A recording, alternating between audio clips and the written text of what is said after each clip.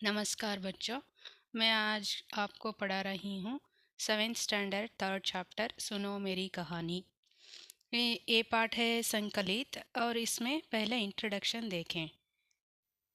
इस पाठ के द्वारा छात्र पेड़ों की उपयोगिता और महत्ता को समझ सकते हैं, साथ ही पेड़ों की रक्षा करने का ವಿಚಾರ ಅಪನಾ ಸಕ್ತೆ ಹೇ. ಅಂದರೆ ಈ ಪಾಠದ ಮುಖಾಂತರ ಕವಿ ಇಲ್ಲಿ ಏನು ಹೇಳಿದ್ದಾರೆ, ವೃಕ್ಷಗಳಿಂದ ಅಂದರೆ ಮರಗಳು, ಟ್ರೀ, ಎಲ್ಲ ಮರಗಳಿಂದ ನಮಗೆ ಏನು ಉಪಯೋಗ ಇದೆ, ಅದರಿಂದ ಏನು ಮಹತ್ವ, ನಮ್ಗೆ ಏನೇನು ಸಿಗುತ್ತೆ, ನಾವು ಅದರಿಂದ ಏನೇನು ಉಪಯೋಗ ಪಡ್ಕೊಂಡಿದ್ದೀವಿ, ಮತ್ತು ವೃಕ್ಷಗಳನ್ನು ನಾವು ಹೇಗೆ ರಕ್ಷಿಸೋದು, ಒಂದು ಗಿಡ ಹಾಕಿದ್ರೆ ಅದು ಮರವಾಗಿ ಬೆಳೆಸೋದು ಹೇಗೆ, ಅದನ್ನು ನಾವು ಹೇಗೆ ರಕ್ಷಿಸಬೇಕು ಅನ್ನೋದ್ರ ಬಗ್ಗೆ ಕವಿ ಇಲ್ಲಿ ನಮಗೆ ತಿಳಿಸ್ಕೊಟ್ಟಿದ್ದಾರೆ.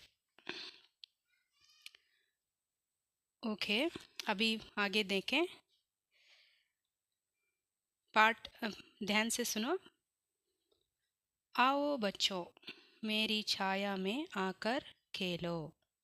आओ बच्चों मेरी छाया में आके खेलो ಅಂದರೆ ಬನ್ನಿ ಮಕ್ಕಳೇ, ಬಂದು ನನ್ನ ನೆರಳಲ್ಲಿ ಕೂತ್ಕೊಂಡು ನೀವು ಆಟ ಆಡಿ. तुम्हें देखकर मुझे बड़ी प्रसन्नता होती. ನಿಮ್ಮನ್ನು ನೋಡಿ ನನಗೆ ಬಹಳ ಸಂತೋಷ ಆಗುತ್ತೆ. मैं तुम्हें अपनी कहानी सुनाता हूँ. ನಾನು ನಿಮಗೆ ನನ್ನ ಕಥೆಯನ್ನು ಹೇಳುತ್ತೇನೆ.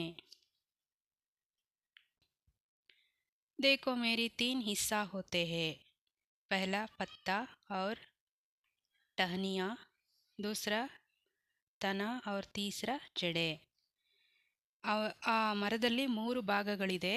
ಒಂದು ಮೊದಲನೇದು ಎಲೆ, ಮೊದಲನೇ ಭಾಗ ಎಲೆ, ಎರಡನೇ ಭಾಗ ಕೊಂಬೆಗಳು, ಮತ್ತು ಮೂರನೇ ಭಾಗ ಕಾಂಡ.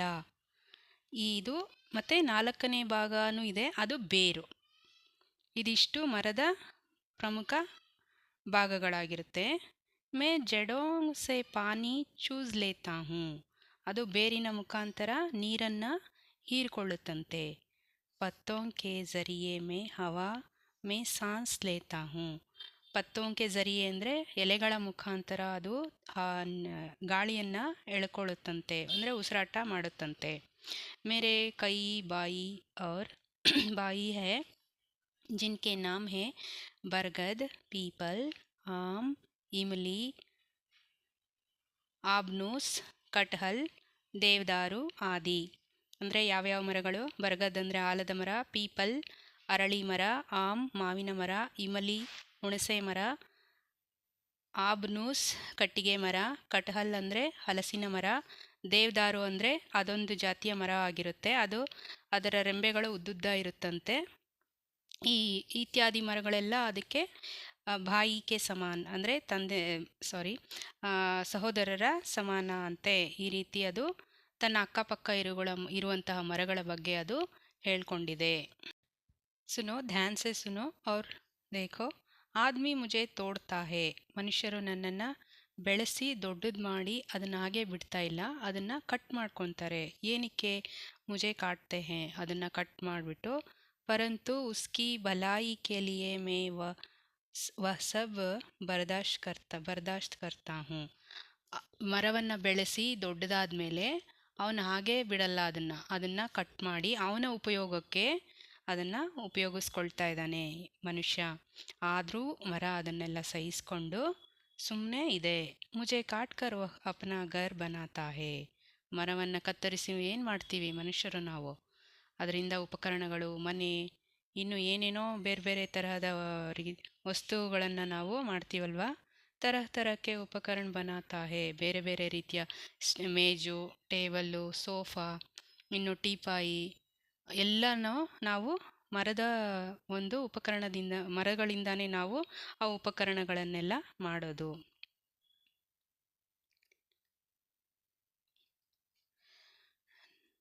कुछ पेड़ों की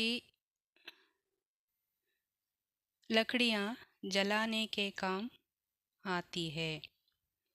ಇನ್ನು ಕೆಲವು ಮರಗಳಿಂದ ನಾವೇನು ಮಾಡ್ತೀವಿ, ಈ ಮರಗಳಿಂದ ಒಣಗಿ ರೆಂಬೆಗಳೆಲ್ಲ ಉದುರಿರುತ್ತಲ್ಲ, ಅದರಿಂದ ನಾವು ಒಲೆಯನ್ನು ಉರಿಸ್ತೀವಿ. ಜಲಾನೆ ಕಿ ಕಾಮ್ ಆತಿ ಹೇ.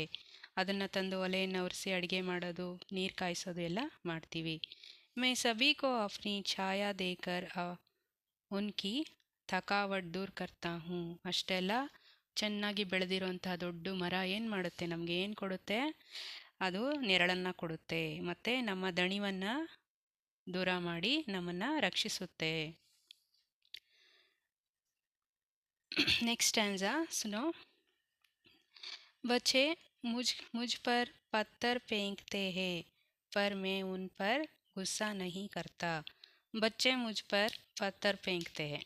ಈಗ ಮರಗಳ ಕೆಳಗಡೆ ನೆರಳಲ್ಲಿ ಆಟ ಆಡ್ಕೊಂಡು ಮಕ್ಕಳು ಏನು ಮಾಡ್ತಾರೆ, ಅಲ್ಲಿ ಇಲ್ಲಿ ಬಿದ್ದಿರೋ ಕಲ್ಲುಗಳನ್ನು ಎತ್ಕೊಂಡು ಮಾವಿನಕಾಯಿ ಅಥವಾ ಏನಾದ್ರು ಕಾಯಿಗಳು ಹಣ್ಣುಗಳು ಬಿಟ್ಟಿದ್ರೆ ಎತ್ತಿ ಎತ್ತಿ ಹೊಡೆಯೋದು. ಹೊಡೆದಾಗ ಏನಾಗುತ್ತೆ? ಮರಕ್ಕೆ ನೋವಾಗುತ್ತೆ ತಾನೆ. ಆದ್ರೂ ಮರ ಏನು ಮಾಡುತ್ತೆ? ಸಹಿಸ್ಕೊಂಡು ಸುಮ್ಮನೆ ಇರುತ್ತೆ. ಪರ್ ಮೇ ಉನ್ ಪರ್ ಗುಸ್ಸಾ ನಹಿ ಕರ್ತಾ. ಮರ ನಿಮ್ಮ ಮಕ್ಕಳ ಮೇಲೆ ಕೋಪಿಸ್ಕೊಳ್ಳುತ್ತಾ? ಇಲ್ಲ ತಾನೆ. ಹಾಗೆ ಉನ್ಹೇ ಅಪ್ನೆ ಪಲ್ ಖಿಲಾತಾ ಹೂँ. ಆದ್ರೂ ಆ ಮರ, ಆ ವೃಕ್ಷ ಏನು ಮಾಡುತ್ತೆ? ಆ ಮಕ್ಕಳಿಗೆ ಸಿಹಿಯಾದ ಹಣ್ಣುಗಳನ್ನು ತಿನ್ನೋಕ್ಕೆ ಕೊಡುತ್ತೆ. ಕುಚ್ ನಟ್ಕಟ್ ಲಡ್ಕೆ ಮೇರೆ ತನೆ ಮೇ ಅಪ್ನೆ ನಾಮ್ ಖೋದತೆ ಹೇ. ಕೆಲವು ತುಂಟ ಮಕ್ಕಳು ದೊಡ್ಡವರುಗಳು ಒಂದೊಂದ್ಸಲ ಏನು ಮಾಡ್ತಾರೆ, ಆ ಮರದ ಕಾಂಡದ ಮೇಲೆ ಅವರ ಹೆಸರುಗಳನ್ನು ಕೆತ್ತುತ್ತಾರೆ. ಕಲ್ಲು ತಗೊಂಡು ಜೋರಾಗಿ ಅದನ್ನು ಕುಟ್ಟಿ ಕುಟ್ಟಿ ಒಡೆದು ಅವರ ಹೆಸರುಗಳನ್ನೆಲ್ಲ ಬರೆದಿಡ್ತಾರೆ. ಆವಾಗ ಮರಕ್ಕೆ ಕಾಂಡಕ್ಕೆ ಎಷ್ಟೊಂದು ಪೇಯ್ನ್ ಆಗುತ್ತೆ, ನೋವಾಗುತ್ತೆ ಅಲ್ವಾ. ಉಸ್ ಸಮಯ ಮುಜೆ ಪೀಡಾ ಹೋತಿ ಹೇ. ಆವಾಗ ಅದಕ್ಕೆ ತುಂಬ ನೋವಾಗುತ್ತಂತೆ. ಲೇಕಿನ್ ಮೇ ಕುಚ್ ನಹಿ ಬೋಲ್ತಾ, ಚುಪ್ ಚಾಪ್ ಸಹ ಲೇತಾ ಹೂँ. ಆದರೂ ಅದು, ಆ ವೃಕ್ಷ ಏನು ಮಾತಾಡಲ್ಲ, ಕೋಪನೂ ಮಾಡ್ಕೊಳ್ಳಲ್ಲ, ಸುಮ್ಮನೆ ಸಹಿಸ್ಕೊಂಡು ಸುಮ್ಮನೆ ಇರುತ್ತಂತೆ. ಇಸ್ ತರ ಕ್ಯಾ ಬಚ್ಚೆ ಕ್ಯಾ ಬಡೆ ಮೇ ಸಬ್ಕಾ ಕಾಮ್ ಆತಾ ಹೂँ. ಈ ರೀತಿ ದೊಡ್ಡವರಿಗಾಗಲಿ ಚಿಕ್ಕವರಿಗಾಗಲಿ ಎಲ್ರಿಗೂ ಆ ವೃಕ್ಷ ಕೆಲಸಕ್ಕೆ ಬರುತ್ತಂತೆ. ಅದರಿಂದ ತುಂಬ ಉಪಯೋಗಗಳು ಮನುಷ್ಯನಿಗೆ ಆಗುತ್ತೆ. ಅಂಥ ಮರಗಳನ್ನು, ವೃಕ್ಷಗಳನ್ನು ನಾವೇನು ಮಾಡಬೇಕು? ನೀರಾಕಿ ಬೆಳೆಸಿ ದೊಡ್ಡದಾಗಿ ಮಾಡಿ ಅದನ್ನು ರಕ್ಷಿಸಬೇಕು. ಆವಾಗ ನಮಗೆ ನೀರು ನೆರಳು ಎಲ್ಲ ಸಿಗುತ್ತೆ. ओके बच्चों, ये पार्ट आपको समझ में आए ना? अभी एक बार आप पढ़ लो. कोई डाउट है तो कमेंट करो. Thank you. और पहले मुझे मेरे चैनल को सब्सक्राइब करो, लाइक करो. Thank you.